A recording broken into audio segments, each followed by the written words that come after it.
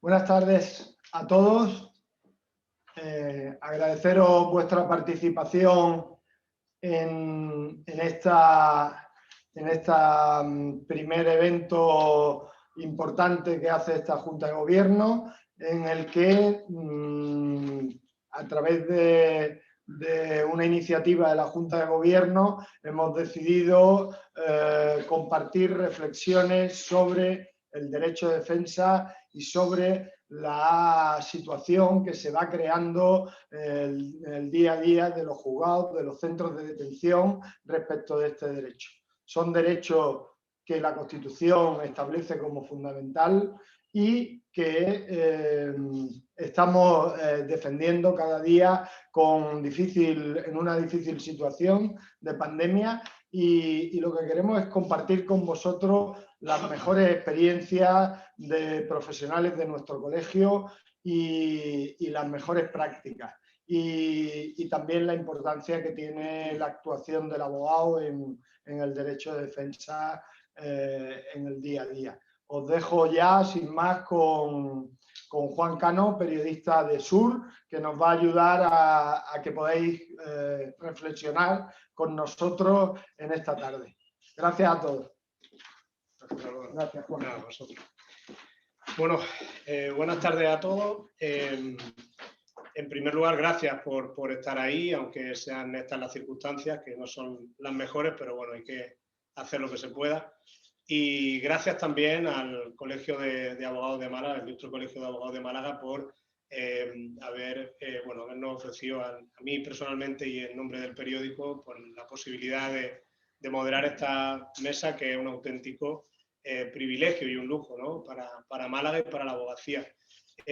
Cuando empezó a gestarse, ¿no?, la idea de hacer una jornada o una mesa redonda sobre el derecho de defensa, es decir que, bueno, por mi trabajo en tribunales, en el periódico, me pareció interesante, porque creo que no solo da lugar o no solo hay un debate técnico y jurídico en torno al derecho de defensa, en el que yo no me voy a meter porque eso lo van a hacer mucho mejor pues los compañeros que tenéis aquí para eso, pero también es cierto que en la experiencia mía, ¿no?, en el periódico, en el trabajo del periodista, se plantea también ese debate social, ¿no?, que hay siempre en torno al derecho de defensa. ¿Quién no ha escuchado alguna vez y en qué ocasión nos habrán preguntado a vosotros como abogados ante un crimen atroz cómo un abogado defiende a esta persona, ¿no? Yo creo que ese es el comentario típico que proviene más del ámbito de las personas que no conocen la importancia que tiene este derecho en el quehacer diario de los abogados. Yo creo que está en la esencia misma del trabajo del abogado, de la abogacía. Cuando uno conoce un poco el funcionamiento de los tribunales por dentro, se da cuenta que sin ese papel del abogado, por muy ingrato que a veces pueda resultar, no habría Estado de Derecho, no habría una tutela judicial efectiva, no habría una indefensión, en este caso para el acusado, y que, bueno, pues garantiza la limpieza de todo el procedimiento. No me voy a extender mucho más porque creo que el lujo y el privilegio lo tienen al escuchar a las personas que van a los abogados que van a intervenir en esta mesa redonda.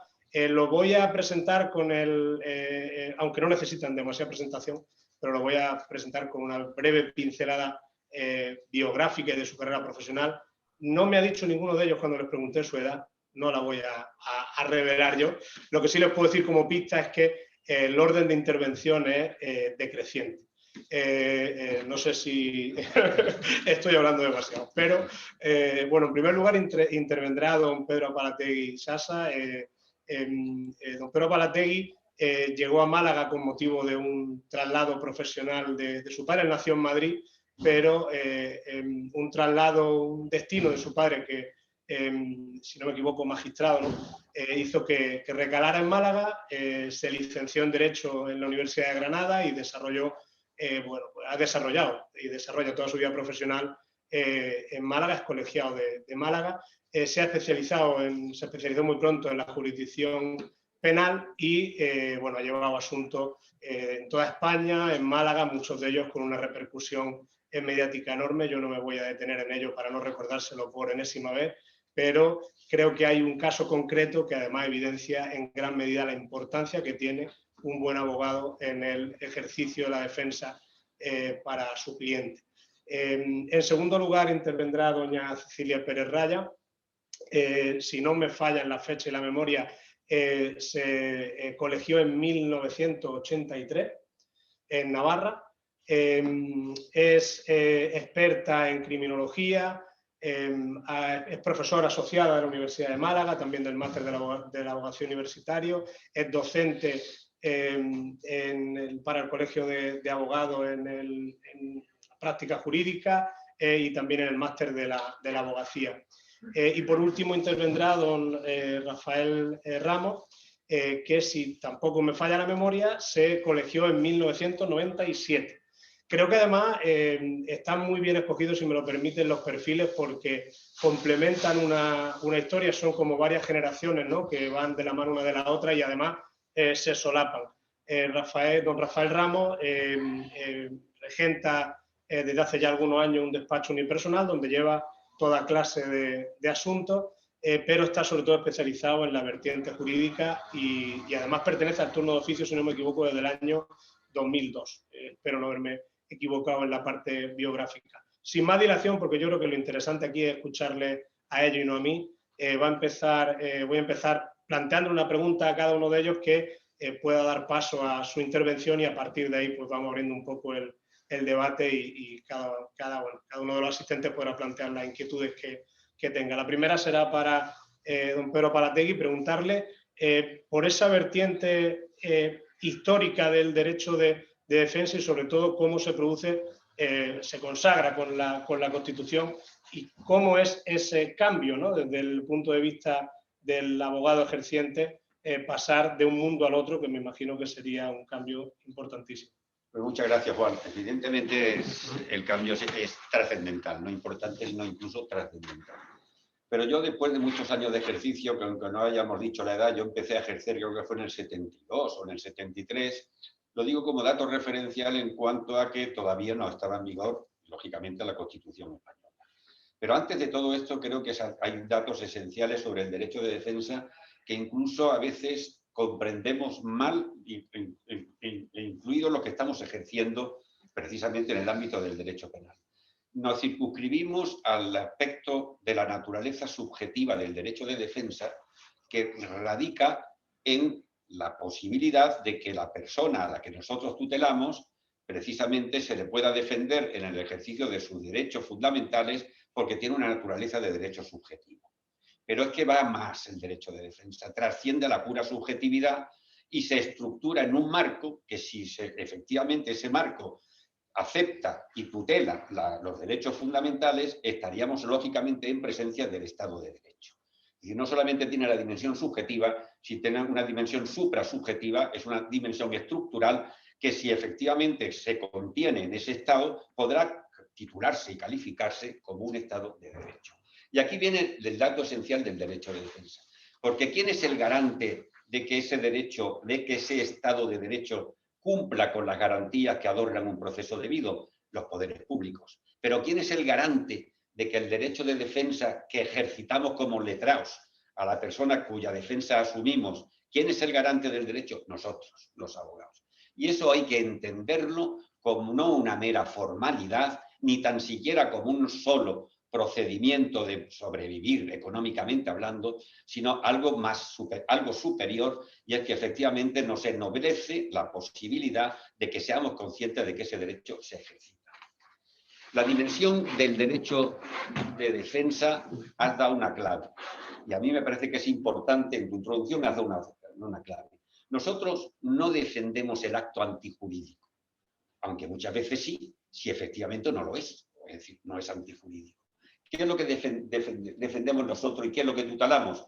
El desarrollo de las garantías que conforman el proceso penal. Y ahí tenemos que ser absolutamente exigentes. Y ahí incluso tendremos que defender la inocencia a sabiendas de la culpabilidad si efectivamente el aporte probatorio ha quebrantado las garantías que el propio proceso penal, que el propio proceso debido estipula y garantiza con su cumplimiento. Quiero decir que si efectivamente las pruebas son contundentes para acreditar la culpabilidad de un ciudadano, pero la obtención de esas pruebas ha sido absolutamente contraria a las exigencias constitucionales, esas pruebas son radicalmente nulas y nosotros, como tutores de ese derecho subjetivo de defensa, tenemos que solicitar y defender la absolución, porque efectivamente entre la eficacia y la garantía es esencial, la eficacia es esencial, pero no a costa de las garantías. Por eso, y eso me da pena y me duele muchas veces oírlo entre propios compañeros, me parece que la pregunta que tú has formulado sobre cómo puedes asumir la defensa de una persona sabiendo que es culpable es la máxima exponencia de no entender lo que es el derecho de defensa. Y creo que has dado una clave. Ahora vamos a hablar, porque por razones biológicas, efectivamente, empecé a ejercer antes de la entrada en vigor de la Constitución española. Había un periodo preconstitucional del que podía hablar mucho, incluso anecdotariamente, pero no lo voy a hacer. Incluso con tendencias políticas que tampoco lo voy a hacer. Voy a pretender ser meramente objetivo porque creo que este debate se refiere al derecho de defensa y no al posicionamiento de cada uno de nosotros sobre el derecho de defensa. La fase esencial del periodo preconstitucional es la inexistencia de los derechos fundamentales entendidos como actualmente lo entendemos. ¿Cómo se ordenaba el proceso penal desde el punto de vista del derecho de defensa? A través de una fuente muy secundaria del derecho, que eran los principios generales del derecho. El esencial estaba concretamente en la exposición de motivos de la ley de enjuiciamiento criminal, que era realmente modernista desde la perspectiva de su año de entrada en vigor, que es en el siglo XIX.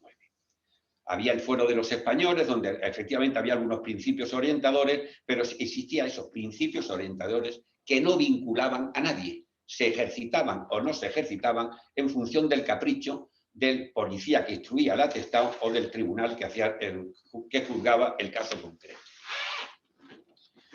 Había esos principios generales de derecho, pues se podían decir que efectivamente teníamos en presencia todos el principio del indubio pro reo, que no es ni más ni menos que una especie de consecuencia hoy del derecho a la presunción de inocencia. Teníamos el principio de audiencia de parte, que era la exigencia de que el ciudadano que iba a ser enjuiciado, por lo menos una vez que el fiscal calificaba el delito, tendría necesariamente que ser asistido por un letrado. Pero ¿cuál era fundamentalmente el ambiente, el clima, el marco del enjuiciamiento en el ámbito del derecho penal? Pues era la opacidad. Era absolutamente opaco, a pesar de que las actuaciones fueran públicas, pero esa publicidad que entonces efectivamente podría, y de hecho se ejercitaba por algunos medios de comunicación, había un enorme riesgo, que era el delito de desacato. Y lo digo porque yo he participado en múltiples, y digo múltiples, defensas de compañeros tuyos, porque la crítica al Poder Judicial, a la resolución judicial, como no era especialmente loable, sino algo amarga, inmediatamente se introducía el ya desaparecido desacato, donde en definitiva se criminalizaba la crítica injuriosa, la crítica calumniosa a los poderes públicos, y en este caso al Poder Judicial. Y viene el periodo constitucional, entra en vigor la Constitución. Y el gran terremoto que produce la Constitución en el ámbito del derecho penal es precisamente la constitucionalización de las garantías del artículo 24.2 de la Constitución española, que no es ni más ni menos que todo el sistema garante del procedimiento penal.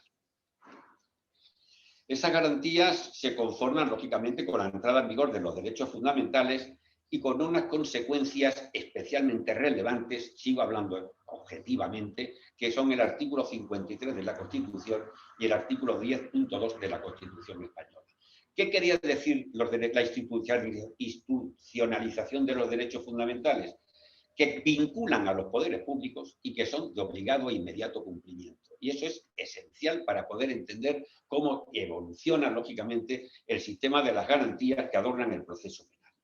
Con la, además, adición por el artículo 10.2 de introducir en el ámbito de los derechos fundamentales aquellos otros que estaban en los convenios, concretamente como en este caso el Convenio Universal de Derechos Humanos y otros ratificados por el Estado español, donde se introducen nuevas garantías hermanadas obviamente con las que establece el artículo 24.2, pero que algunas de ellas han tenido una especial relevancia. Por ejemplo, el principio non bis in idem, que no era, es un principio introducido, viene de la mano del principio de seguridad jurídica, pero evidentemente es un principio que institucionaliza a través del artículo 10.2 de la Constitución española y otros especialmente problemáticos hasta hace muy poco tiempo, que era el derecho del condenado en un tribunal penal a una segunda instancia. El recurso, lógicamente, de casación en el ámbito penal del derecho procesal español, en modo alguno daba cumplimiento a esa posibilidad hasta que recientemente, puede ser 4 o 5 años, si mal no recuerdo, en 2015, si mal no recuerdo, cabe la posibilidad de una segunda instancia, que en los asuntos graves penales no la había, porque el recurso de casación, que tiene una especial taxatividad en cuanto a las motivaciones de su planteamiento, impedían el desarrollo del derecho a la segunda instancia.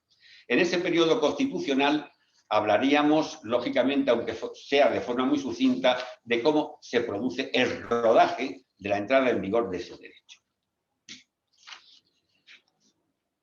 Yo personalmente podía contar miles de anécdotas porque tuve que vivir las asistencias policiales y judiciales cuando entra en vigor el derecho de defensa y la asistencia letrada, pero no viene al caso. Lo único que puedo decir es que el ambiente era especialmente amargo, desagradable y nos obligaba prácticamente a ir todo el día, como suelo decir como frase habitual, con la escopeta cargada a esas dependencias para defender ese derecho de defensa. Los problemas fundamentales eran dos. El primero fue cómo se interpreta el concepto de asistencia, que era el debate habitual con los miembros de los cuerpos de la policía, donde nosotros, y se hablará posteriormente por los compañeros con más detalles sobre la aplicación actual y la evolución de este derecho, pero en aquella fase de rodaje, era simplemente usted está presente para dejar o dar fe, mejor dicho, de que durante el interrogatorio no se han producido malos tratos. Eso es absurdo. La demanda nuestra es evidente que la asistencia tiene otro concepto y otra dimensión, pero estaba especialmente guillotinado y ese guillotinazo estaba normalmente bien amparado por los propios órganos de justicia. El otro problema que se planteaba era una respuesta policial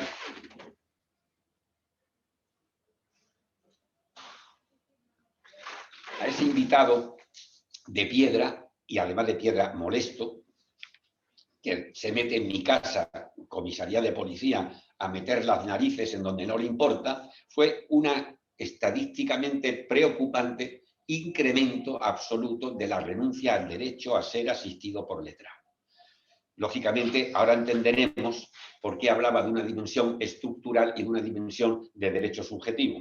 Precisamente por ser un derecho fundamental y tener esa naturaleza estructural, se produjo la respuesta en el sentido de decir, el Estado de Derecho no puede permitir que ese derecho fundamental se someta al criterio de la renuncia del ciudadano detenido, porque desaparece el propio Estado del Derecho. Y efectivamente, salvo delitos muy poco graves, normalmente culposos y no dolosos, esa asistencia es obligatoria porque es un derecho fundamental.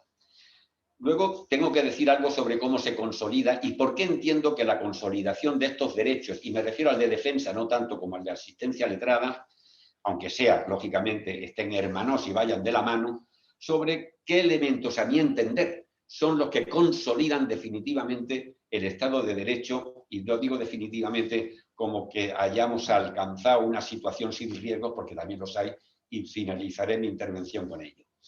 Para mí hay dos elementos que son esenciales. En primer lugar, la publicidad de las actuaciones penales que se realizan en los tribunales de justicia. Se pasa de la opacidad a la que he hecho referencia a la transparencia. Y esa transparencia tiene consecuencias realmente todavía aún más importantes. ¿Por qué? Porque contribuye igualmente a que se frene lo que no era inhabitual, que es los actos de arbitrariedad y los actos de abuso de derecho, que se realizaban precisamente por ser opaco el ámbito donde se desarrollaba la función jurisdiccional. Y por otra parte, también creo que es importante la intervención del Tribunal Constitucional.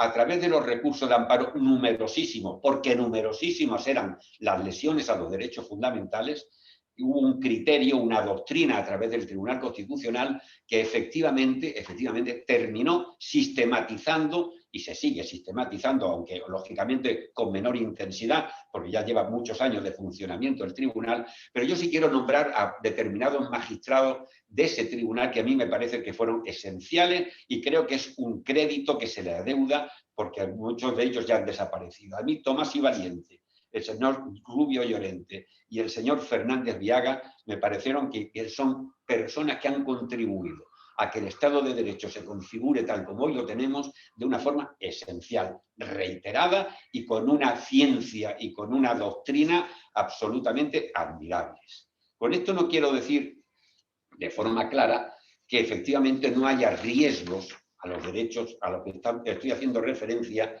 en forma genérica. Yo no voy a hablar ya del riesgo de cómo se practica hoy la asistencia letrada, sí voy a hablar un poco más de un marco algo más genérico. Nosotros no podemos entender que el sistema de derechos fundamentales esté consolidado. Eso no se consolida porque estos sistemas son especialmente frágiles. Los ejemplos los tenemos día a día. Antes era habitual, y estoy hablando de ayer históricamente, de que el riesgo viniera producido a través de unos elementos exógenos, es decir, externos, y tenemos, por ejemplo, el 23F español, como en un momento determinado, pues un señor que se sintió como se sintiera, invade un parlamento y efectivamente, bueno, pues, todos conocemos el dato histórico. Hoy son más sutiles los riesgos. Los riesgos no vienen a través de aspectos externos, sino son meramente endógenos. ¿Por qué son endógenos? Porque además estos señores que arriesgan y que quebrantan o pueden o quieren quebrantar el sistema de derechos fundamentales, utilizan los propios procesos representativos. Es decir, estamos, y tenemos ejemplos incluso dentro de la propia Unión Europea, en países como Polonia, en países como Hungría, donde efectivamente a través de los procesos de representación que amparan los derechos fundamentales de esos países, están introduciendo, están metiendo los huevos que posiblemente produzcan en su momento el decrédito, el debilitamiento de los derechos fundamentales a los que he hecho referencia. Efectivamente, nos ha costado, y yo digo por mi ejemplo histórico a mis 70 y algún años, en cuanto a que efectivamente nos ha costado mucho trabajo el establecimiento de esos sistemas. El sistema no se puede entender nunca como consolidado, los sistemas democráticos son muy frágiles, las posibilidades de su quebranto son especialmente relevantes o incluso adquieren dimensiones especialmente preocupantes, y quiero decir con ello que lo que nos ha costado tanto trabajo a tanta gente, por favor seamos conscientes de la razón de su defensa, y ello lo podremos hacer sin género de duda a través del ejercicio profesional, tutelando el derecho y las garantías que adornan el proceso penal y que por lo tanto tienen que tener su propia eficacia en los intereses cuya defensa se nos ha encomendado. Gracias por la atención. Muchas gracias, pero a mí, al hilo un poco de lo que comentaba del Tribunal Constitucional, me gustaría preguntarle a Cecilia, y que es una percepción también personal, ¿no? Por lo que estamos viendo día a día en los tribunales.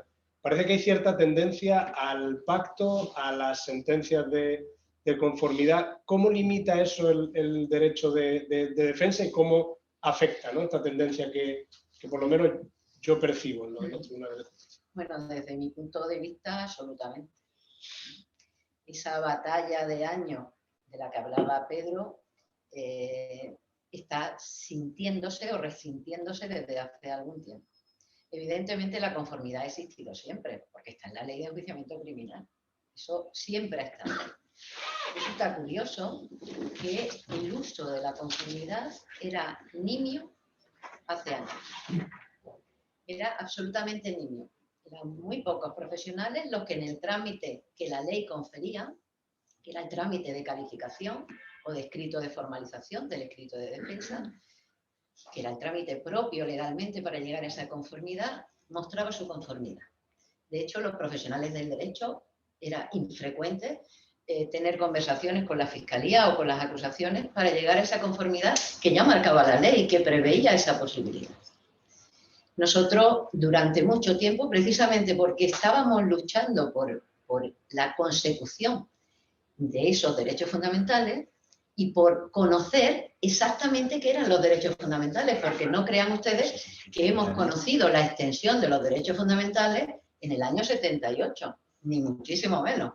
A día de hoy, todavía podemos acudir al Tribunal Constitucional para saber la extensión y el contenido esencial que tienen determinados derechos fundamentales con los que trabajamos todos los profesionales a diario.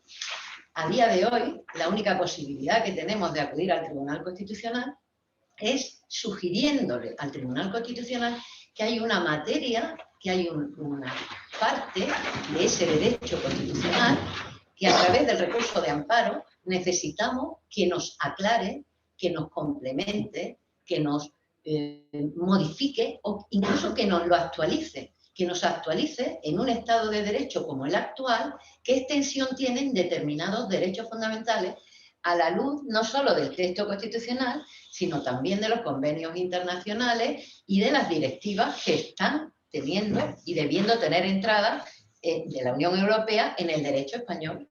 Y por lo tanto, la función del Tribunal Constitucional es diaria. Por lo tanto, la labor, y debe ser diaria, la labor de los profesionales del derecho no puede pasar por dar por bueno todo lo que ha ocurrido en el pasado, sino que nuestra labor está precisamente en conformar el futuro de esos derechos fundamentales. Nosotros, decía Pedro, que trabajamos mucho, y yo os puedo decir que trabajábamos muchísimo, que abandonamos muchísimas cosas para poder dedicarnos a conseguir que los tribunales nos respetaran cuando hablábamos de derechos fundamentales, porque al principio nos miraban como diciendo, señores, ¿ustedes qué quieren decir? ¿Que donde había una cosa ya no la había? ¿Que donde había droga porque un policía se le ha ocurrido pegarle una patada a la puerta y entrar, ya no hay droga, ya no podemos condenar?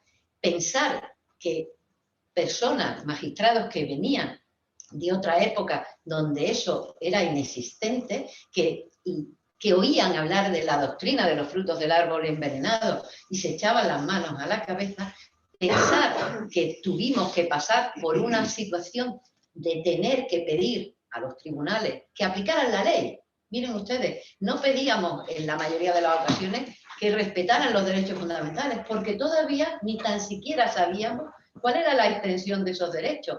¿Qué podíamos alegar ante los tribunales? ¿Qué podíamos decir? Porque la mayoría de esos derechos no habían tenido un desarrollo legislativo. La mayoría de esos derechos, el propio legislador constituyente pospuso su extensión y su comprensión a leyes posteriores. Por lo tanto, en ese periodo que muchos de nosotros vivimos de la inicial aplicación de la Constitución, tuvimos que luchar porque se aplicara la ley.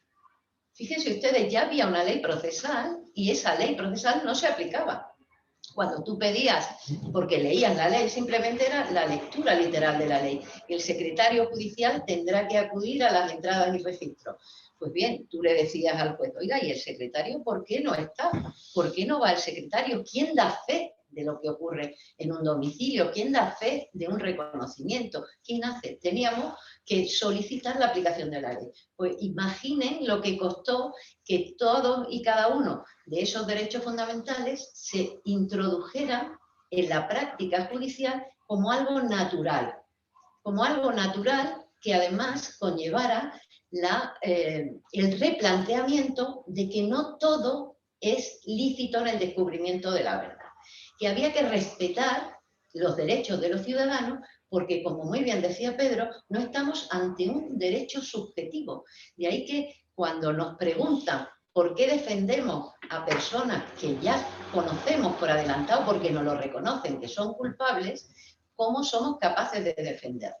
El abogado penalista que defiende a un individuo no se casa con él, no necesariamente tiene que tener una connivencia con él, no necesariamente tiene que admirar la conducta, ni mucho menos. Lo que tiene que garantizar es que esa persona va a tener la mejor defensa dentro del Estado de Derecho, pero además tiene que garantizar que a través de esa persona no se va a vulnerar el propio Estado de Derecho, porque si no se respeta en un asunto, estamos legitimando a las fuerzas y cuerpos de seguridad del Estado, a quienes van dirigidas las limitaciones que el propio legislador constituyente quiso establecer para que nadie pudiera, nadie, ni los poderes públicos, ni un particular, pudiera atentar contra los derechos de los ciudadanos. Por eso, cuando nosotros defendemos a alguien y pedimos y exigimos que se le respeten sus derechos fundamentales, no estamos solamente defendiendo un asunto en particular, estamos defendiendo el Estado de Derecho para todos los ciudadanos. No podemos hacer excepciones. Parece que actualmente, como consecuencia de la oportunidad que la sociedad está demandando de que se acaben con determinados delitos, es necesario que se agilicen la tramitación de los juicios por determinados delitos. Y así hemos tenido reformas legislativas que nos han llevado a establecer el enjuiciamiento rápido de determinados delitos. Bien, eso ha sido, desde mi punto de vista, un fracaso absoluto, porque en ese enjuiciamiento rápido de determinados delitos se están quebrantando a diario derechos fundamentales esenciales de los ciudadanos, de todos los ciudadanos. No podemos olvidar que el derecho penal va dirigido a todos, no solamente a determinadas personas. Y cuando aquí te llegan a tu despacho profesional y alguien te dice, mire usted, yo estuve detenido ayer, yo he llegado a mi casa y cuando he llegado a mi casa me he dado cuenta de que yo he sido enjuiciado. Mire usted, tengo una sentencia. Esto fue lo que me dieron que yo ni tan siquiera vi. ¿Cómo que usted no lo vio?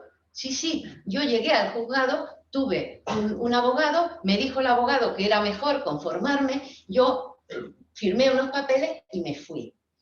Eso, que supongo que tratará un compañero que está a pie de juzgado de guardia a diario, igual que yo, pero que cuando vemos esas situaciones nos damos cuenta de la necesidad absoluta que hay de que sigamos no perdiendo en pro de la eficacia, no perdamos el respeto a los derechos fundamentales, porque si lo perdemos en los delitos leves, y era mi miedo, cuando vi los enjuiciamientos rápidos dije, esto va a traernos problemas.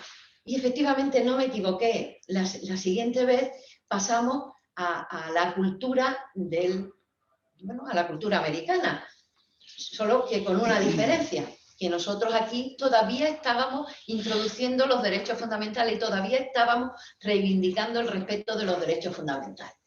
¿Qué ocurre? Que cuando estábamos en esa batalla y en esa batalla se nos estaba respetando y en esa batalla se estaba haciendo que las fuerzas y cuerpos de seguridad del Estado, cuando intervenían un teléfono, lo hicieran con determinadas garantías y respetando la doctrina del Tribunal Constitucional y del Tribunal Supremo y del Tribunal Europeo de Derechos Humanos, pues cuando ya estábamos casi ganando la batalla,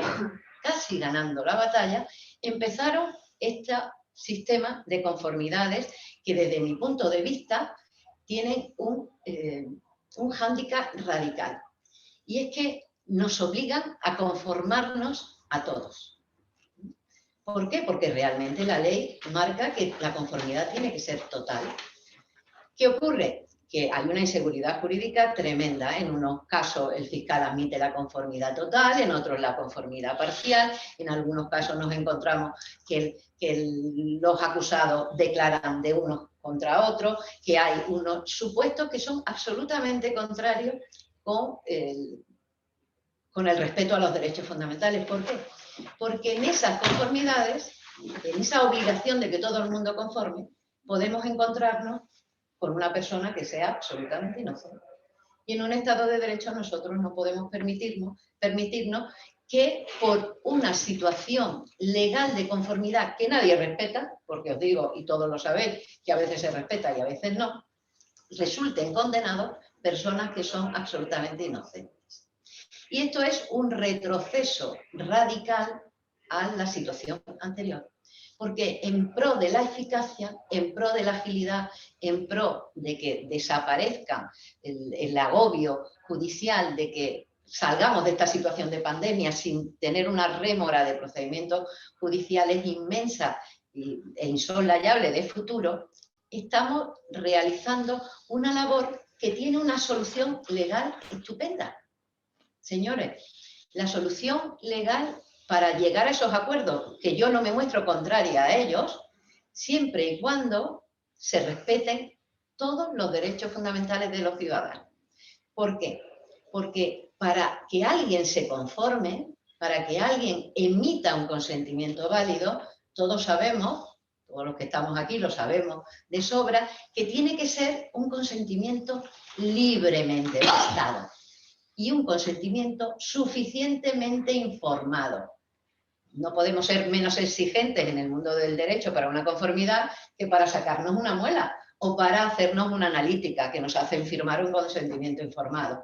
Pues bien, para prestar el consentimiento a esas penas o a esa asunción de responsabilidad criminal, necesitamos estar suficientemente informados. Y mi pregunta ¿es suficiente la información que facilitamos los abogados para que un señor en la puerta de una sala de juicio, en 5 minutos, en 10 o en 20, pueda llegar a asumir una responsabilidad criminal y las consecuencias de esa responsabilidad criminal? Yo entiendo que no. Yo entiendo que no y la ley entiende que no, porque la propia ley de enjuiciamiento criminal exige que el secretario advierta de las consecuencias de esa conformidad. ¿Y vosotros habéis visto en alguna conformidad que el secretario advierta de las consecuencias de esa conformidad? Pues lo dice la ley. Lo dice la ley. Claro, cuando empezamos a no respetar los derechos fundamentales, empezamos a no aplicar la ley. Cuando hablaba antes de la patada a la puerta, pues cuando se pegaban patadas a la puerta es porque la ley no se leía y no. Y aquí nosotros tenemos una norma que nos dice exactamente y nos da la solución. Y yo creo que por esa norma tendríamos que trabajar todos. Y que el que llegara a esa conformidad llegara después de un proceso de estudio, de reflexión absoluta, de respeto a los derechos fundamentales y de conclusión de que es preferible la conformidad a la celebración de un juicio, por muchas circunstancias, por beneficio penológico, por beneficio de la sociedad en cuanto a los costes, por reparación a la víctima de manera más inmediata posible, todo aquello que es bueno dentro del ámbito de la conformidad, pero quitando aquello que es malo. Y es malo conformarse cuando se han violado derechos fundamentales, señores. Es malo conformarse. Cuando uno esté convencido de que ha habido una violación de derechos fundamentales, lo que entiendo que los profesionales del derecho debemos hacer es luchar porque se aplique la ley. ¿Qué ocurre? Que nuestra ley de enjuiciamiento criminal, en el procedimiento abreviado, establece que nosotros tenemos como último trámite, lo podemos aducir en la instrucción de las causas también, las violaciones, pero como último trámite el trámite de las cuestiones previas. Y en el trámite de las cuestiones previas, nosotros podemos aducir esa violación de derechos fundamentales y el tribunal, fíjense que la ley de enjuiciamiento criminal ha tenido diferentes reformas. En ninguna de las últimas reformas se ha tocado ese precepto. Y dice que el tribunal o el juez resolverá en el acto las cuestiones previas. Fíjense que no dice en la sentencia. ¿Qué interpretación ha dado el Tribunal Supremo sobre esa circunstancia de la resolución de las cuestiones previas? Oímos todo el juicio y al final ya nosotros decidimos. Miren, desde mi punto de vista, eso es una interpretación totalmente contraria al derecho a la tutela judicial efectiva y totalmente contraria al derecho a la defensa y totalmente contraria a la presunción de inocencia. Miren, ustedes me están haciendo a mí que antes de resolverme en tribunal si las fuerzas y cuerpos de seguridad del Estado han violado un derecho fundamental de determinados individuos que se someten a ese enjuiciamiento, me lo están haciendo ustedes decidir antes de saber si efectivamente se han violado. Y a veces esa violación es tan flagrante, tan sumamente flagrante, que es imposible que el tribunal requiera de ningún otro conocimiento posterior para decidir si esa prueba ha vulnerado o no determinados derechos fundamentales. A ninguno de nosotros se nos escapa que cuando se produce un registro y hay un atestado en el que se cuenta que se ha entrado en el domicilio de alguien sin motivo, sin mandamiento judicial y sin ningún motivo, eso evidentemente conlleva la nulidad y para eso no hace falta llegar al juicio oral, para eso no hace falta llegar a la celebración íntegra del juicio oral, para eso basta simplemente saber qué contenido esencial tiene el derecho a la inviolabilidad del domicilio. Y el propio juez de instrucción debiera, precisamente por ese deber de todos los poderes públicos, de respetar los derechos fundamentales y de hacer su aplicación directa, están obligados a hacer una aplicación directa, todos ellos debieran asumirla directamente. Pues miren, en ese momento, si un tribunal sentenciador resolviera de conformidad con la ley de enjuiciamiento criminal qué pruebas debían de salir del proceso porque han sido ilícitamente obtenidas, desde ese momento, ¿ustedes creen que alguien prestaría su consentimiento para asumir un hecho en el que no han participado o para asumir un hecho en el que sí han participado, pero les estamos diciendo que se ha violado un derecho fundamental? Pues creo que no, evidentemente no. ¿Qué ocurre? Que esto ya existe en la ley del jurado. En la ley del jurado hay un trámite en el que el tribunal decide, después tendremos los recursos, pero por lo menos a la ley del jurado, y fíjense que hay determinados delitos de la ley del jurado que no tienen demasiada gravedad, como el delito de cohecho, y por lo tanto hay otros mucho más graves que nos estamos conformando. En esa ley se ven y se deciden las cuestiones previas con carácter anticipado. Eso es lo que debiéramos nosotros reivindicar a través de ese precepto, llegando donde tengamos que llegar y reiterándolo una y otra vez. Porque entiendo que si eso se produjera, las conformidades estarían suficientemente informadas. Y entonces sí sería real lo que dice el Tribunal Supremo cuando nos indica, es que la conformidad es como una especie de premio a aquella persona que, sabiendo que tiene la posibilidad de ser absuelto, se considera culpable y reconoce la vigencia de la norma. Sí, pero la vigencia de la norma se tiene que reconocer con ese consentimiento libremente prestado y absolutamente informado. Si nosotros seguimos actuando de la forma en la que venimos actuando, va a llegar a una situación extremadamente peligrosa, no ya para el derecho a la defensa, sino para los propios profesionales del derecho. Y es que no estamos creando jurisprudencia. A mí me preguntan muchas veces, ¿por qué es tan importante leer jurisprudencia? Y yo siempre digo que la jurisprudencia es la creación intelectual de juristas, desde el abogado hasta el último de los magistrados del Tribunal Europeo de Derechos Humanos. Es un trabajo en común. Nosotros aprendemos de ellos y ellos de nosotros. Se crea jurisprudencia porque ha habido profesionales, abogados, sean fiscales o abogados defensores o acusadores, que han llevado a ese tribunal la manera de resolver un conflicto y han convencido a ese tribunal para que decida en un determinado sentido. Por lo tanto, si nosotros dejamos de construir, si nosotros dejamos de pedir que se respeten derechos fundamentales, fíjense lo que estamos consiguiendo en estos últimos años, lo que no existía desde hace mucho tiempo. Que se contengan en los atestados manifestaciones espontáneas de los detenidos. Cuando las atacamos y cuando llegamos al Supremo decimos, oiga, esto es ilegal. Y el Supremo nos dice, efectivamente, esto es ilegal. No se pueden recoger en los atestados ni se pueden utilizar como prueba de cargo las manifestaciones espontáneas. ¿Qué ocurre? Como no estamos siguiendo, machacando y trabajando en esa línea, ¿qué está ocurriendo actualmente? Ahora está ocurriendo lo siguiente y se va a materializar en una violación absoluta de derechos de los ciudadanos. Y es que, miren ustedes, yo no le detengo. Yo le hago a usted que hable, no le detengo y le detengo después cuando usted ya me ha contado todo. Y en el atestado pongo, no estaba detenido el señor cuando nos comentó que efectivamente había hecho esto o que había hecho. Eso es, vamos, yo no lo recuerdo, ni en la época inicial de mi ejercicio profesional, que se utilizara eso de la manera tan flagrante que se está utilizando ahora. Y eso es consecuencia, señores, de la dejación de la aplicación de las normas. Nosotros como profesionales del derecho tenemos que velar precisamente porque se apliquen las leyes procesales, porque las leyes procesales no están únicas y exclusivamente para examinarnos en el curso de la carrera. Las leyes procesales están para respetarlas y son una garantía del ciudadano, y la omisión de cualquier trámite en esa norma puede conllevar unos efectos que al final acaben haciendo lo que ha ocurrido. Nosotros hemos estado durante muchísimo tiempo viviendo en un país que no tenía ninguna legislación para limitar el derecho fundamental al secreto de las comunicaciones en España.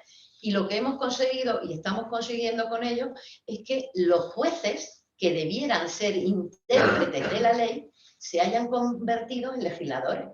Hemos tenido jueces que han estado estableciendo las normas para regular algo tan importante como la limitación de un derecho fundamental, cuando eran, y en este caso el legislador, era el que tenía que haberlo hecho. ¿Y qué ha hecho el legislador? Copiar todo aquello, en la reforma del año 2015, todo aquello que la jurisprudencia decía.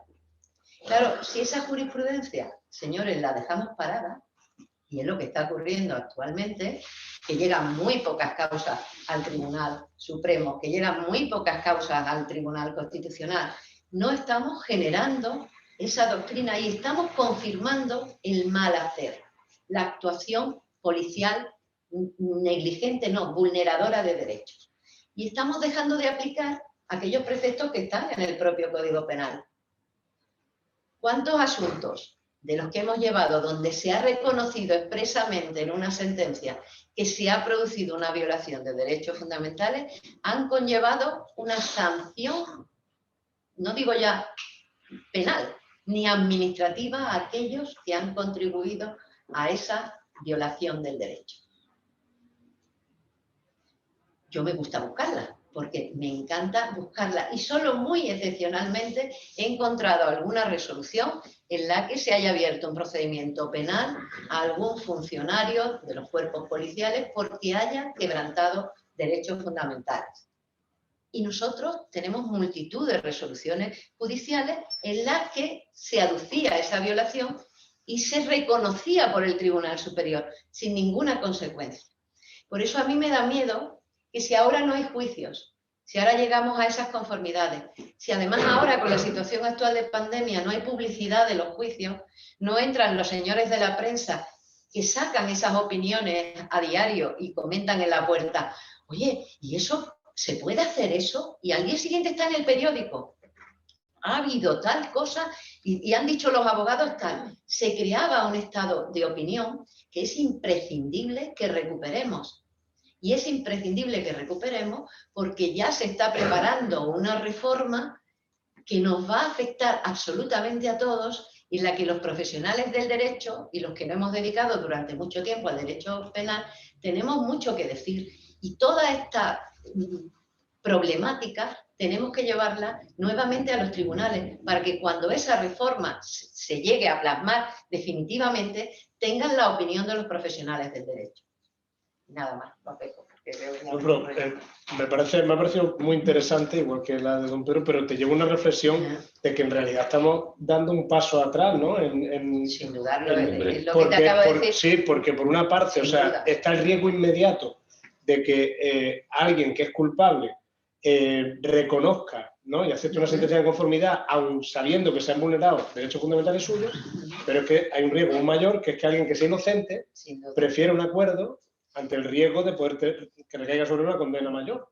Bueno, yo te daría un pasito más. Yo te diría que a quien está beneficiando realmente es aquella persona que, siendo culpable, no necesariamente tiene que sentirse constreñido al arrepentimiento, puesto que el arrepentimiento no se está apreciando en las conformidades.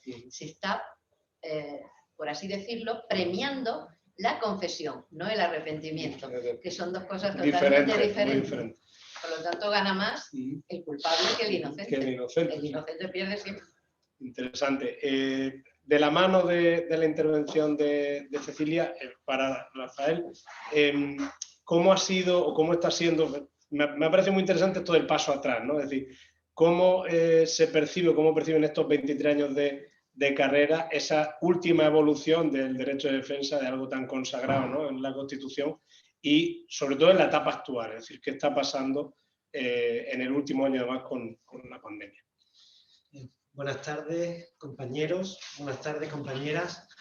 Los más veteranos, las más veteranas, ya paro con el lenguaje inclusivo, recordaréis una serie estadounidense que se llamaba Juzgado de Guardia, una comedia en la que el protagonista era un juez algo alocado, algo estrambótico, que se llamaba Harry.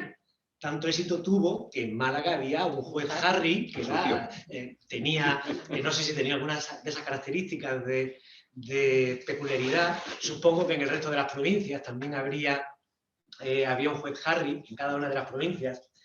Y lo que no sé si recordaréis es por qué ese señor acabó de juez. Acabó de juez porque se produjo, el tribunal creo que era en Nueva York, se produjo una vacante. El lunes tenía que empezar a ejercer un nuevo juez por una vacante que había habido en el titular, y la persona encargada de localizar o de encontrar al suplente, lo que llamaríamos suplente o sustituto, empezó a llamar ordenadamente a todos los que estaban en esa lista de sustituciones, y el único que se encontraba el domingo por la tarde en su casa era el tal Harry. Y ese fue el motivo por el que finalmente acabó siendo el juez de esa serie de Juzgados de Guardia. Cuento esto porque si habéis visto la descripción de esta charla, dice que reflexiones sobre el derecho de defensa y participan 3 compañeros de reconocido prestigio. Y creo que en honor a la verdad hay que reconocer que aquí los 2 compañeros con reconocido prestigio son Pedro y son Cecilia. Quizás la tercera persona, y quiero rendir un pequeño homenaje, Carlos Larrañaga, hubiera sido una persona estupenda para poder estar aquí, y creo que hubiéramos disfrutado todos enormemente de él. Y en cualquier caso hay decenas de compañeros y de compañeras que podrían o deberían de estar sentados aquí donde yo estoy sentado, y creo que simplemente debió ser que cuando llamaron para convocarnos para esta charla, que supongo que sería un viernes a las 2 de la tarde, que es cuando un abogado nunca coge el teléfono, especialmente si es por números desconocidos, el primer despistado después de una larga serie de llamadas fui yo, y ese es el motivo por el que me encuentro aquí. Creo que es de justicia reconocerlo y matizar ese aspecto. Una vez dicho eso, me resulta muy interesante el título de la charla, de la mesa redonda, un webinar, que no sé muy bien lo que significa, que es Reflexiones sobre el derecho de defensa. Es decir, no se trata, creo, de dar ya lo han demostrado Pedro y Cecilia, no se trata de dar una charla teórica sobre un articulado, sino que reflexionemos sobre la manera en la que estamos, por lo menos como yo concibo este rato que estamos aquí, la manera en la que estamos ejerciendo esta profesión tan maravillosa. Y creo, si me permitís, que tengo más preguntas que respuestas, como casi siempre, y me gustaría trasladároslas a vosotros, a vosotras, y que entre todos podamos ver si llegamos a alguna conclusión. Como decía Juan, como decía el moderador, podría hablar de las diferencias que yo me he encontrado desde que empecé a ejercer hasta el día de hoy. Vamos a decir, en vez de hasta el día de hoy, hasta el 15 de marzo del año 2020 o 14 de marzo, que es cuando, si no recuerdo mal, se publica en el BOE el Real Decreto con la declaración del estado de alarma. Cuando yo empecé a ejercer en 1997, este año cumplo 50, yo no sabía que lo habías preguntado, pero no lo hubiera ocultado. Por ejemplo, corregidme si estoy equivocado, no podíamos ver un documento que a mí siempre me ha parecido especial desde muchos puntos de vista, como es el informe que hacía el equipo técnico en los juzgados de menores. Estaba prohibido que los abogados pudiéramos examinar el contenido de ese documento. Poco después podíamos verlo, pero no fotocopiarlo, con lo cual íbamos con la libretilla y el bolígrafo, el lápiz, y íbamos tomando las notas más importantes. Hoy día nos lo mandan por LESNET y estamos hechos unos señores mientras recibimos eso a través del ordenador. Obviamente es un ejemplo un poco tonto, pero llamativo sobre cómo han evolucionado las cosas, porque claro, comparar la década de los 70 o de los primeros 80 con el día de hoy, pues obviamente hay diferencias cualitativas importantes. Era muy importante la asistencia en comisaría porque la persona no podía entrevistarse con su abogado antes de su declaración judicial. Con lo cual, una vez que acabara esa declaración policial, cuando asistíamos a esa persona, especialmente, por ejemplo, en Málaga Capital, en los pueblos no y en otras provincias no, en el que el abogado que lo asistía en comisaría no era el mismo que lo asistía en el juzgado, el abogado que lo asistía en comisaría debía dejar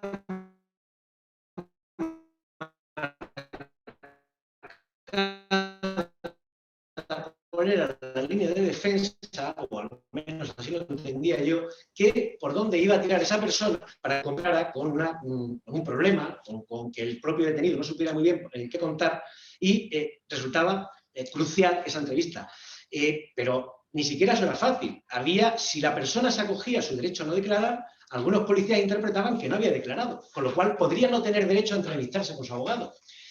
Bueno, eso de pedir el atestado por adelantado para poder verlo, o como tenemos a día de hoy, poder entrevistarnos antes incluso de su declaración policial con el detenido o con la detenida, era por supuesto algo completamente impensable. Por tanto, sí, simplemente creo que todos conocemos el contenido del artículo 520 de la Ley de Enjuiciamiento Criminal, no lo vamos a explicar, simplemente creo que debemos de practicarlo, debemos de ejercitarlo, que es lo que hacemos normalmente, pero no está de más recordarlo. Podemos y debemos, si lo consideramos necesario, hablar con el detenido antes de su declaración policial. Podemos y debemos, es el caso, aconsejarle que declare o que no declare. Podemos hacer constar todas las circunstancias que se produzcan en el atestado. Podemos revisar su estado de salud, su estado físico, su estado psíquico, ver si presenta algún tipo de anomalía, si presenta alguna herida que se ha podido producir de cualquier manera. Y, por supuesto, ya en el juzgado, bueno, podemos pedir el atestado en sede policial y que nos lo exhiban. Y ya en el juzgado podemos y debemos, por favor, debemos entrevistarnos con el detenido, con la detenida, antes de su declaración judicial y hacer constar en todo momento cualquier incidencia que se produzca, cualquier consejo que nosotros le queramos dar. Creo que ha costado mucho, como han explicado Pedro y Cecilia, llegar hasta esto y creo que debemos de andar especialmente cautelosos y especialmente atentos para que no dejemos de hacer este trabajo en lo que, en mi opinión, sería realizarlo con una buena técnica y además una razón de justicia.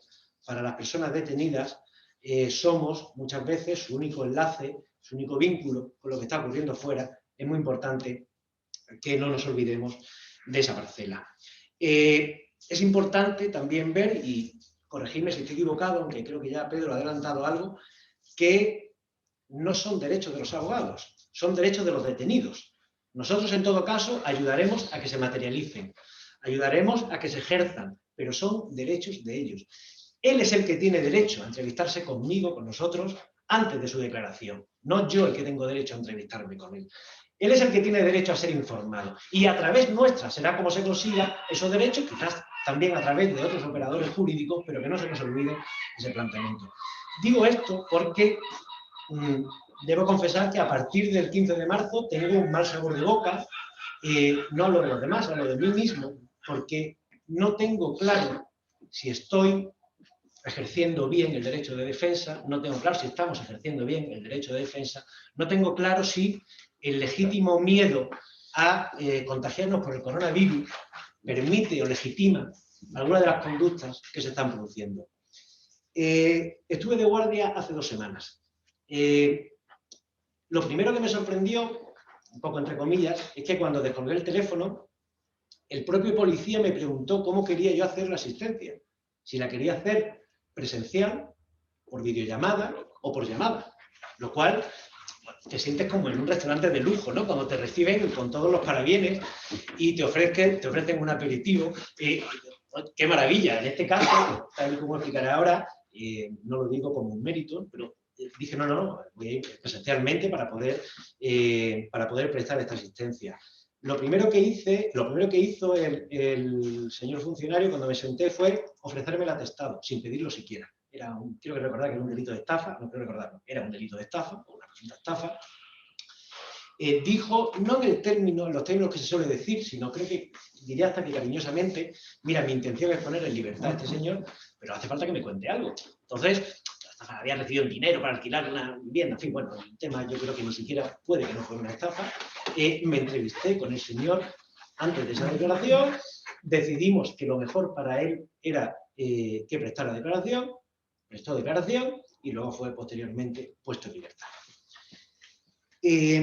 A partir del 15 de marzo del 2020 cambió el sistema de guardias que tenemos. Antes, o en estos últimos años, el sistema de guardias es una centralita en la que nuestros teléfonos están dados de alta y cuando si estamos de guardia de comisaría, pues cuando de comisaría llamas, derivan, esa centralita deriva automáticamente la llamada a los 2 o 3 compañeros, hablando de Málaga Capital, que estamos de guardia y ya nos hacemos cargo de esa asistencia, o si es la guardia que se llama de extranjería, o la de pueblos, o la de por la noche, en fin. Bueno, a partir del 15 de marzo desapareció esa centralita y se centralizaba, valga la redundancia, esas guardias a través de unos grupos de WhatsApp en el que cada día de las guardias había un grupo de WhatsApp formado por los compañeros y las compañeras que estábamos de guardia, los responsables del turno de oficio y de todo ese tipo de cosas, trabajadores, trabajadoras del Colegio de Abogados,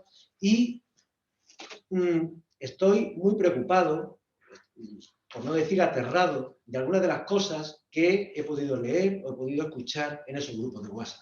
Cuando, ya el 31 de marzo, no solo yo, creo que es una cosa que estaba ahí latente, pero quizás no todo el mundo ha sido tan insensato para materializarlo o ha tenido la oportunidad de decirlo. Ya el 31 de marzo yo planteaba mis miedos ante el hecho de que si prestan una asistencia telefónica a un detenido en comisaría, yo de esa manera estaba ejerciendo un derecho de defensa efectivo hacia ese señor. Estamos hablando de que suene el teléfono, que le digan, tiene usted aquí a fulanito de tal, está detenido por este delito, supongo que usted le va a decir que se acoja a su derecho a no declarar, sí, por supuesto, y luego, firmando sin firmar, ha acabado ahí la declaración. Me pregunto y os pregunto si así de verdad estamos defendiendo a esos clientes. Para mí son todos clientes. Yo no distingo, intento no distinguir entre los clientes particulares y los clientes de oficio. Son justiciables, son personas viviendo un momento muy desagradable, me da igual que sea la primera vez en su vida que le pasa o la 17ª, un momento muy desagradable como es una detención, una privación de libertad. Y creo que debemos de estar especialmente atentos a ese tipo de cosas. No solo ocurre con los clientes de oficio, también en pleno confinamiento estricto pasó una anécdota, me llama un cliente particular, oye, me van a detener porque la policía está en la puerta de mi casa. Podía ser previsible, venía de un delito contra la salud pública anterior, se había desgajado una parte por un posible delito de blanqueo de capitales, la familia le avisó que estaba la policía y, bueno, pues le dije, no, pues vete para allá y ya está, y ahora ya vemos lo que sea. El chico reside en Algeciras y yo estaba en el despacho, estaba en Málaga y ya, bueno, pues empecé a prepararme para desplazarme a Algeciras. Cuando me llamó la policía, este chico era la 3ª vez que era detenido por distintas cosas, sabía perfectamente lo que tenía que hacer. No va a declarar, no va a hacer nada, así, bueno, no hace falta. La propia policía planteó que era una tontería que yo me desplazara a Algeciras. ¿Por qué? Porque, mire usted, lo vamos a poner inmediatamente en libertad. Usted va a tardar cerca de 2 horas en venir. Ese tiempo de 2 horas está usted mismo provocando 2 horas que no va a estar su cliente en libertad. Es decir, ¿qué hacemos? Adelanto que lo asistí telefónicamente, pensé, no sé si equivocadamente o no, por eso quiero compartirlo, creía que por lo menos en el corto plazo era lo más cómodo para él y lo más efectivo para él. Seguramente me hubiera regañado si lo hubiera tenido que tener 2 o 3 horas más detenido. Y bueno, este es un caldo de cultivo que me ha hecho reflexionar o me ha hecho pensar sobre cómo estamos haciendo nuestro trabajo y como decía, estoy muy preocupado, estoy muy aterrado, porque, por ejemplo, cuando en una de las guardias, en concreto era el 23 de abril, planteé que quizás no se estaba,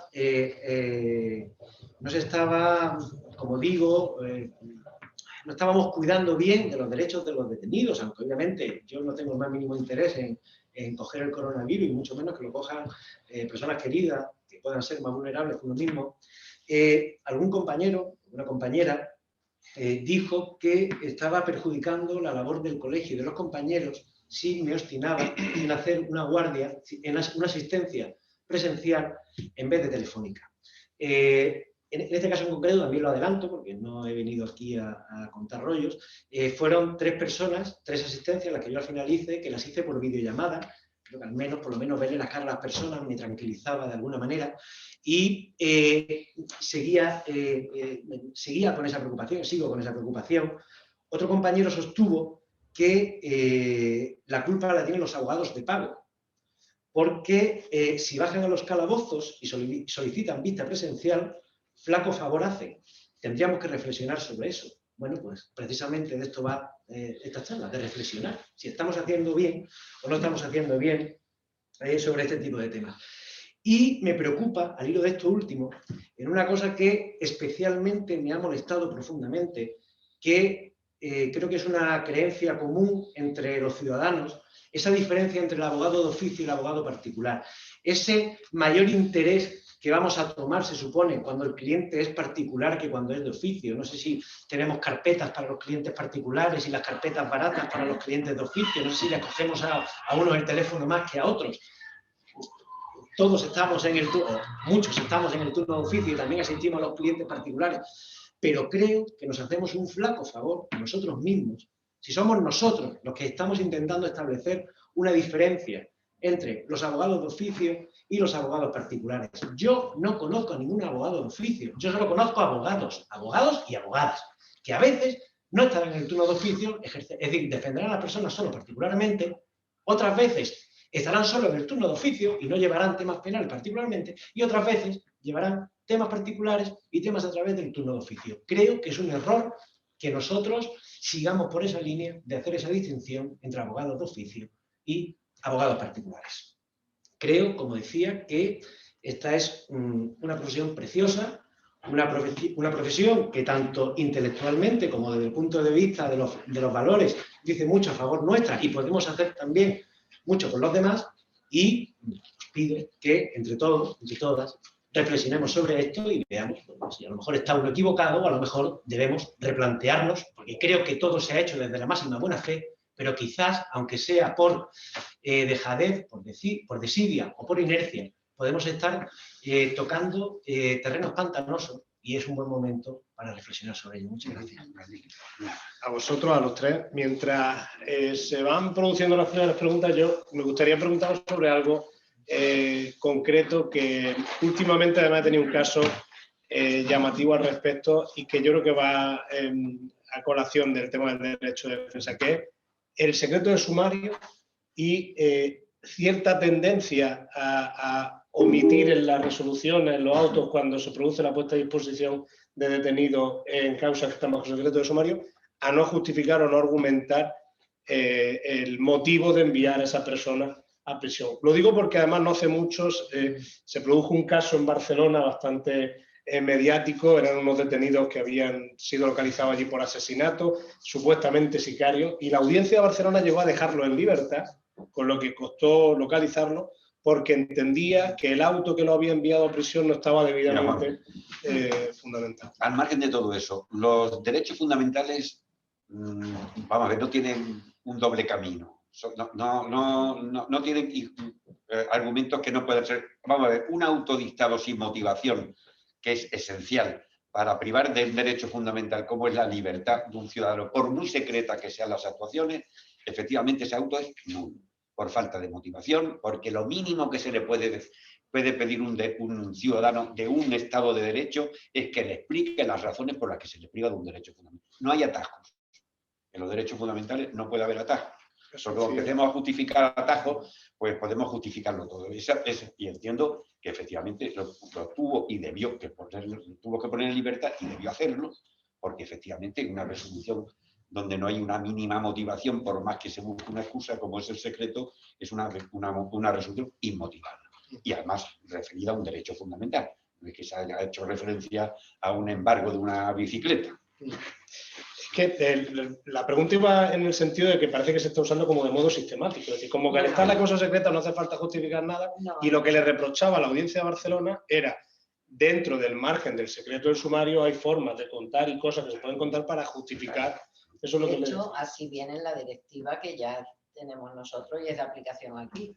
Precisamente, si nos tienen que informar de todo lo que tienen contra nosotros desde el primer momento de la detención, es evidente que nosotros no podemos recurrir un auto de prisión si no conocemos las razones de la existencia del hecho y de la participación de ese señor. Usted podrá obviar comunicarme determinadas circunstancias que puedan afectar a la continuación de la investigación. Pero lo que haya respecto a ese señor hasta ese momento determinado, usted me lo tiene que poner en conocimiento, porque si no es imposible. Eso no se ha dado solamente en Barcelona, en Madrid y en Málaga se da con bastante frecuencia. Tenemos resoluciones contradictorias de la propia Audiencia Provincial de Málaga, donde en algunas ocasiones han anulado esos autos precisamente por esa falta de motivación de la que decíamos antes, y en otros han considerado que es suficiente con que esté en la propia resolución.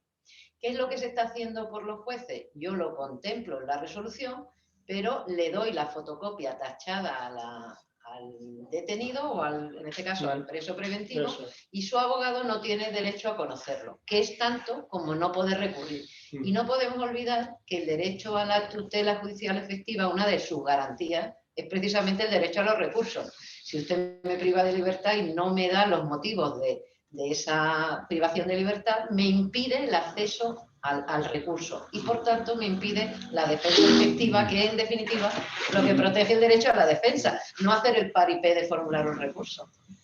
Voy a plantearos ya, si os parece, las cuestiones de los abogados, que esto es una curiosidad mía personal y estamos para que las planteen ellos.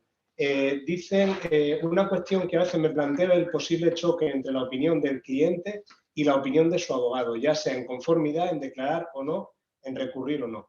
Creo que va en relación a esto que decíamos antes de las conformidades y qué opinión al final se hace valer más, el cliente o yo le contesto a la compañera, cuando hay esa discrepancia de criterio entre el abogado y el cliente, nosotros tenemos que seguir las instrucciones del cliente hasta aquel punto en el que nuestra propia dignidad profesional nos impida hacerlo. Por lo tanto, si yo creo que con mi actuación profesional puedo, y mi discrepancia con un cliente, puedo afectar al derecho a la defensa de ese señor y a mi propia dignidad profesional, pues lo más lógico y lo más normal es dejar de prestar ese servicio. Porque la relación entre abogado y cliente es una relación de confianza mutua. Y ejercer un derecho en nombre de otra persona, nuestra misión está en aconsejarle, en hacerlo. A veces sí que es verdad que en esas conformidades yo las he llegado a condicionar, pero en aquellos casos en los que lo sé por adelantado. Por eso hablaba de que esas conformidades con tiempo, con sosiego, no a 5 minutos antes de un juicio, en la misma puerta del juicio, ahí es imposible. La reflexión del abogado, la información del abogado hacia el cliente, porque a veces tenemos informaciones que se producen en el mismo momento, donde otro compañero nos está informando de que otro va a declarar contra nosotros. Y por lo tanto, la toma de decisión en ese momento requiere una reflexión por parte del profesional, aunque tenga mucha experiencia profesional. Hay un problema, perdona, que es esencial. Es que se está produciendo un mercadeo. Al margen de otras, consideran un mercadeo. O sea, hay casos realmente peligrosos de ciudadanos que quieren defender su derecho de defensa en su inocencia porque se consideran inocentes y han resultado maltratados en sentencia porque el que ha confesado su culpabilidad y además se la ha imputado al que se quiere defender ha resultado con penas triplemente superiores a la aceptada por aquel. O sea, el problema es mucho más complejo, el problema es de una injusticia radical y es un mercado per se el que se produce casi diariamente en las audiencias y en los juzgados. Y además esto viene al hilo de lo que estaba comentando antes de las conformidades totales o parciales. Es que yo he oído magistrado de Málaga decir al que se conforma hay que premiarlo. Que están arrastrando todos los demás. Al que se conforma hay que premiarlo y al que no se conforma es que no hace trabajar. Eso se lo he oído yo a un magistrado de la audiencia de Málaga. Yo creo que Rafael quería decir algo. Estoy pensando en una práctica que llevamos relativamente pocos años con ella, que es, ahora los juzgados de lo penal citan a veces a los abogados y a los interesados a efectos de conformidad. Es decir, hay unos días en los que ya buena parte de los juzgados de lo penal, para evitarse, creo que en origen tiene su sentido, para evitar toda la citación de testigos, de peritos, que la oficina judicial tenga que hacer todo ese trabajo para que luego se llegue a la hora del juicio y se produzca una conformidad, se están produciendo eso que se llaman juicios de conformidad, en la que se cita solo al fiscal, al abogado y a los acusados, a ver si se puede explorar una posibilidad de acuerdo. Entonces, a mí siempre lo que me llama la atención es que creo que ahí hay un juicio previo por parte del juez, que luego va a ser sentenciador, sobre qué temas podrían ser proclives o podrían tener una posibilidad de un acuerdo. Es decir, que indirectamente, y aunque luego no se llegue a un acuerdo y se pueda producir una sentencia absolutoria, por supuesto, puesto que de hecho algunos de los juzgados de lo penal que tienen esa práctica,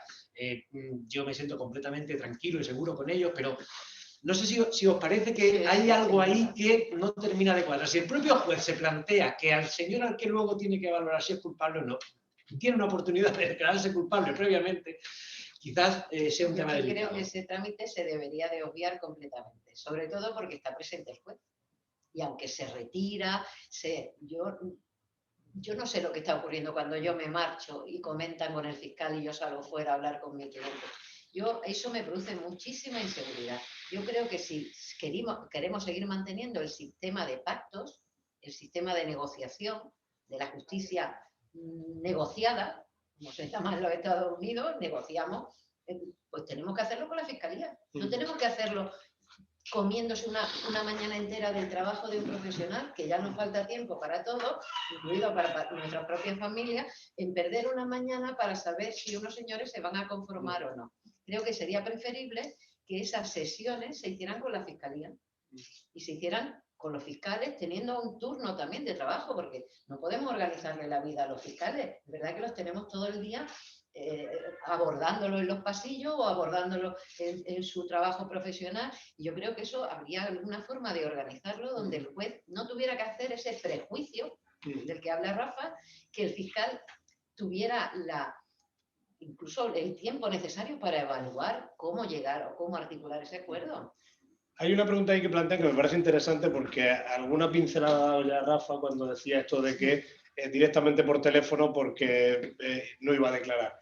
Pregunta que dice, creo que el propio sistema de guardia es perverso con el derecho de defensa. El hecho de que haya abogados para asistir a los detenidos en comisaría y otro en el juzgado es un error. Tenemos la sensación cuando estamos en comisaría que lo mejor es no declarar para no perjudicar la posible estrategia del compañero que lo asista en el juzgado y prosiga con la defensa. ¿Quién dispone de tal sistema? ¿Quién quiere responderle? Bueno, yo creo que es perverso. Es perverso porque impide... Aparte un poco inútil también. Totalmente, ¿no? Impide hacer lo que ¿qué, la reforma... ¿Qué es lo que preguntaba al final, que no me he enterado? ¿Que quién dispone de tal sistema? ¿Que de qué sirve que se produzca esa... No, es que es contrario a la ley. No lo leo.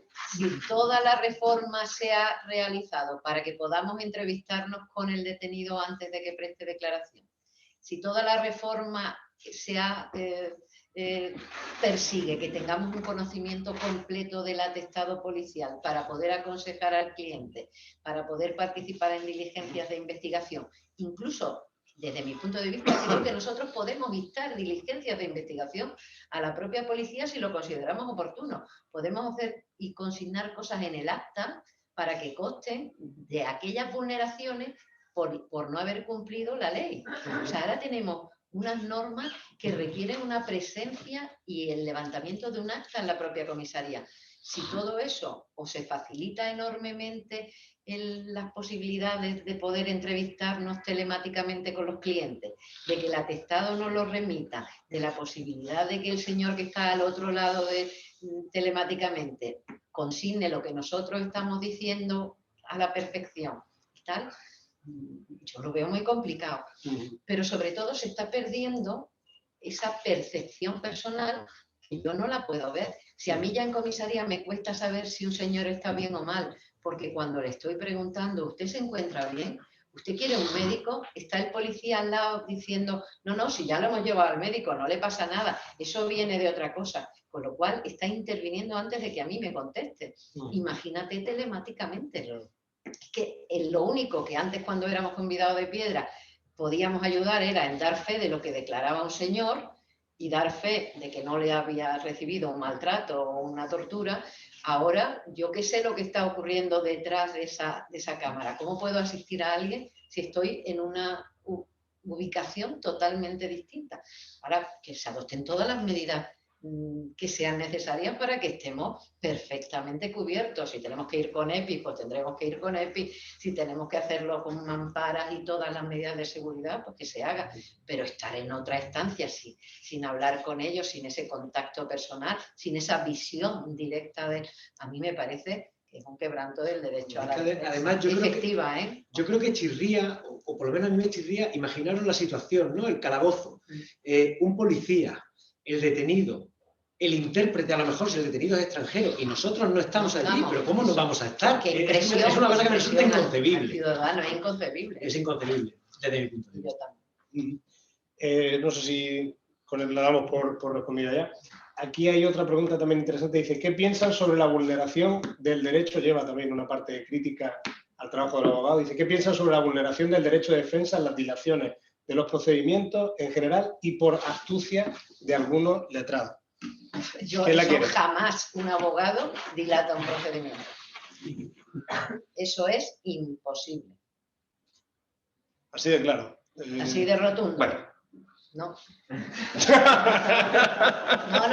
Mecanismo de dilación de un procedimiento. Vamos a ver, vamos a ver. El uso de los recursos evidentemente es una garantía. No, a mí no me cabe ninguna duda. Pero que la ley procesal articula algunos procedimientos para efectivamente producir, y no me refiero a la propia ley, o sea, para producir dilaciones como fingimientos de enfermedades. Yo acabo de llegar el día de ayer, donde se suspende toda una actuación judicial en función, que está reconocido en la norma como causa de suspensión. Es decir, el procedimiento, no digo que da cierta caldo de cultivo para su uso torticero.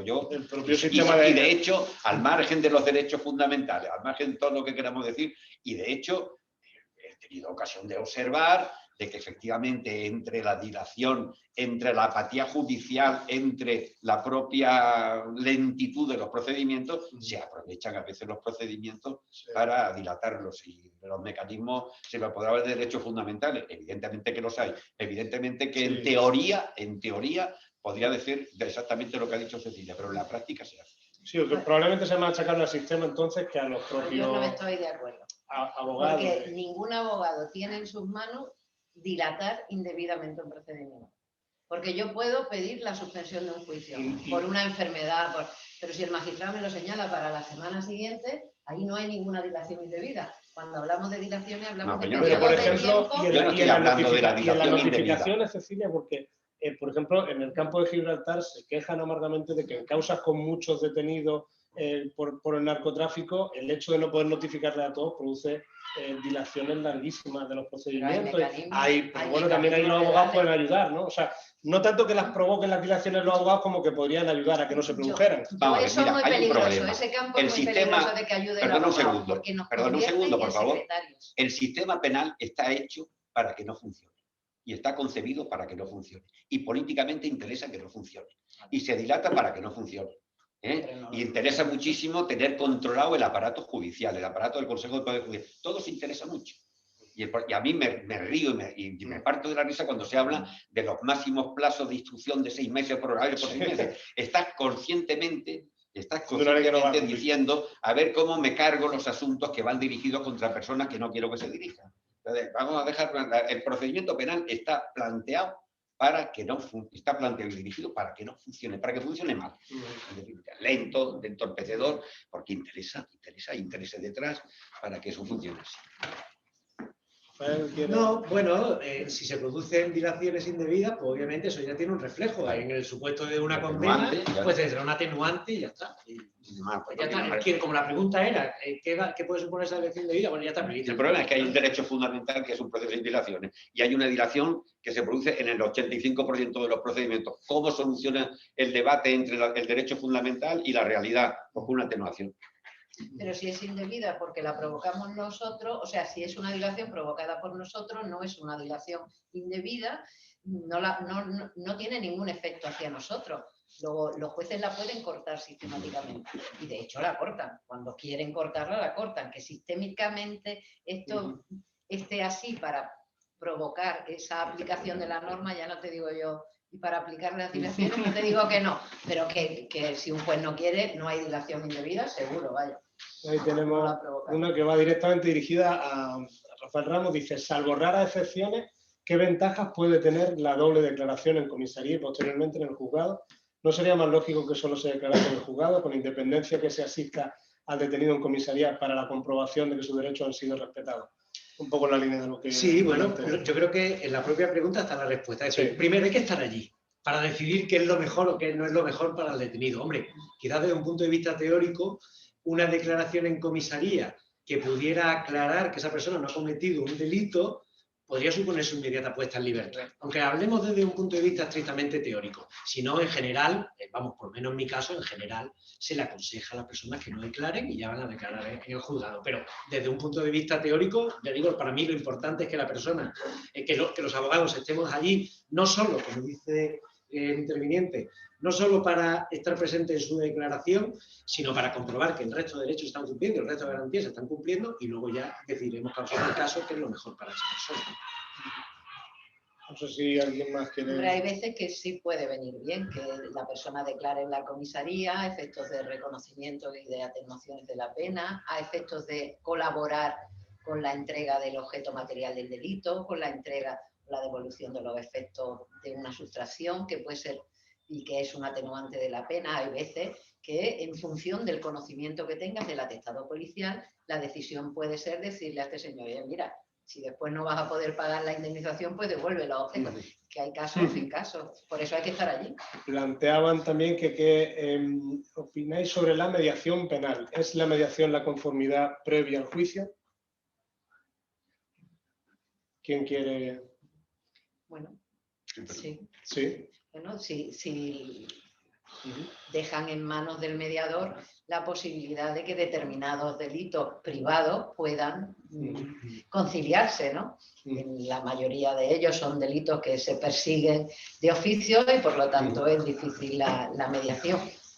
Es más la negociación lo que se está llevando a efecto que la mediación, ¿eh? De hecho, no ha dado mucho resultado la mediación, ya casi ni nos llaman a mediación. Al hilo de esto había una pregunta que también yo creo que hemos pasado por encima de ese debate sobre esto de las conformidades, de la postura de los fiscales de que las conformidades sean completas y no parciales.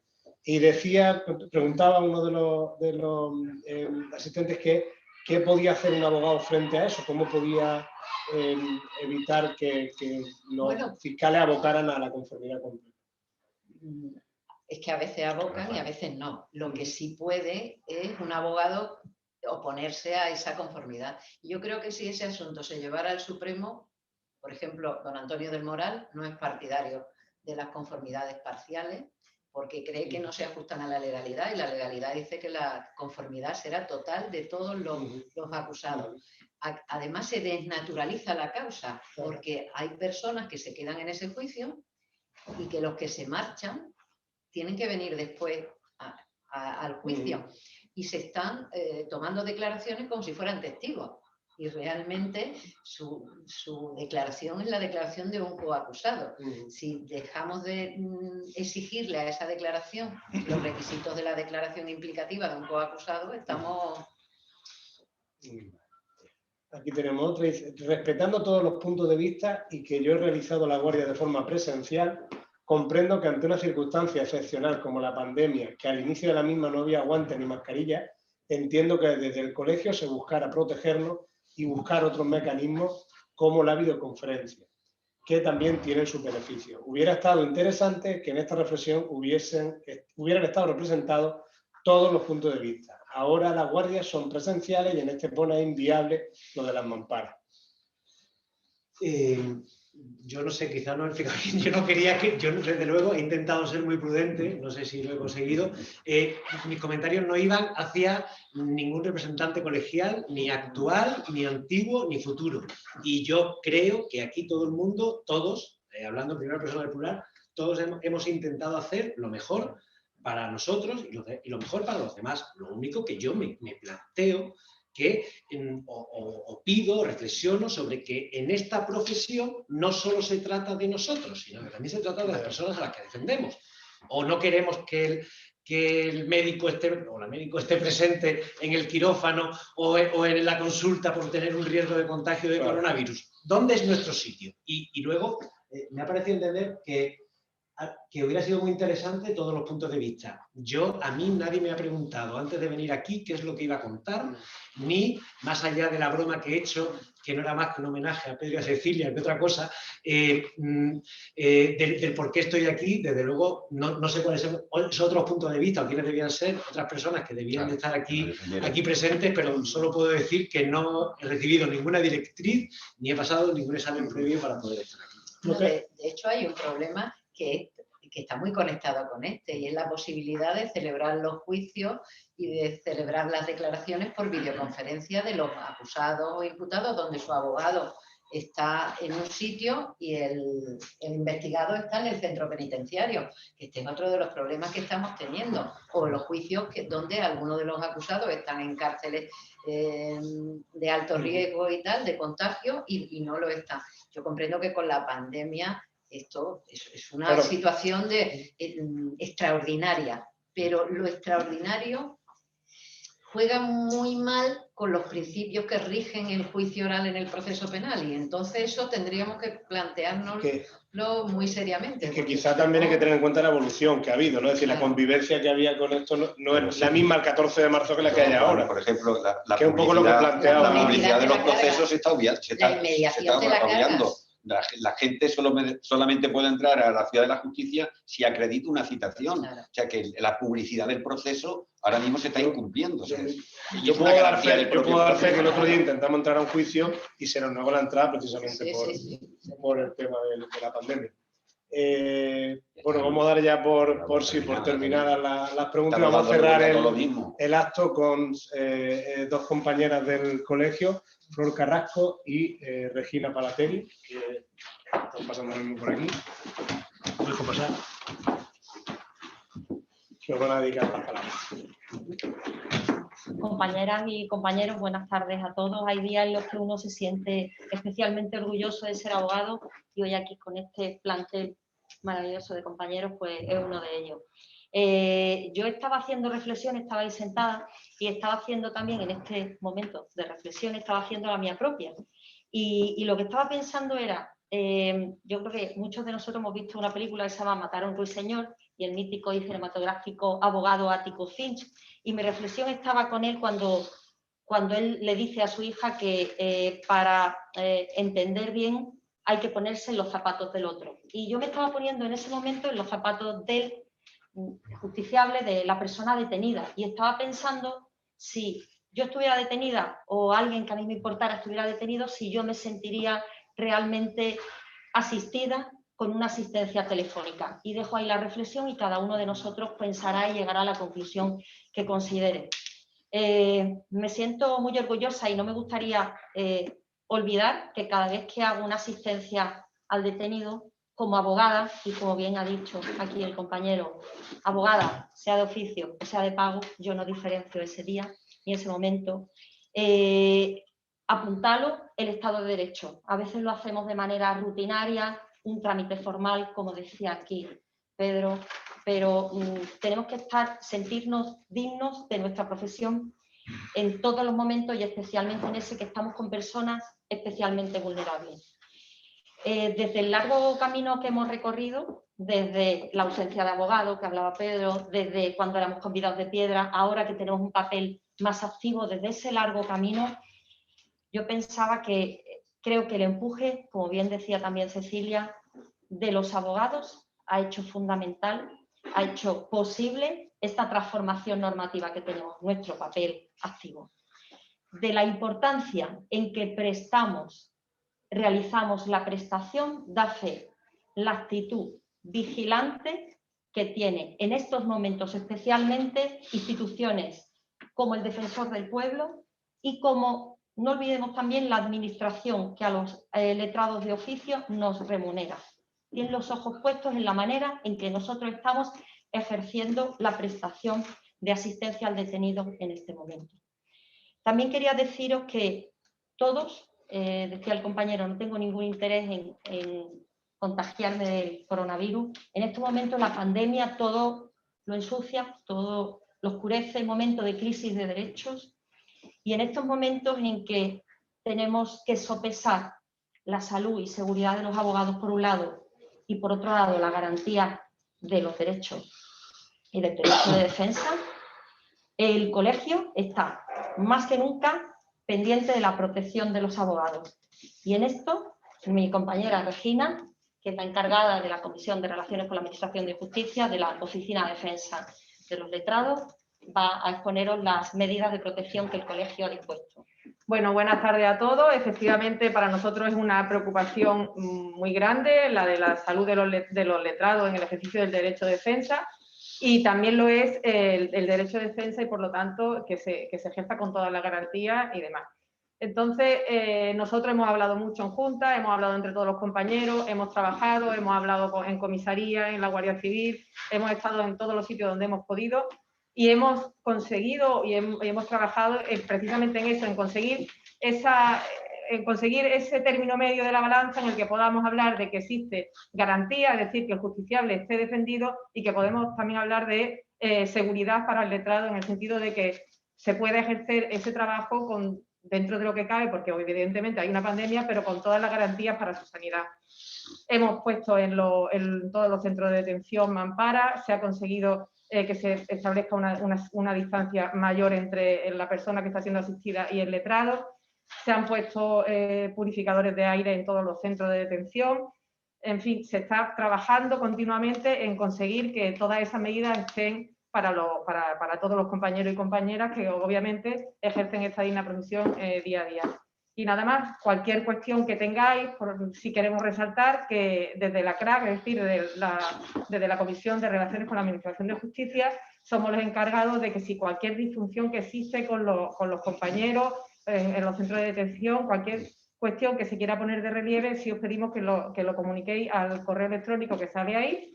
Y por supuesto, aquellos compañeros que tengan algún tipo de riesgo para ejercer su guardia o para hacer su guardia, que también lo digan, porque esas guardias van a ser salvadas y se podrán hacer más adelante, cuando ya esta situación, que esperemos que sea pronto, más pronto que tarde, pues se acabe y podamos ejercer y seguir bien todo y con salud. Muchas gracias a todos y hasta la próxima.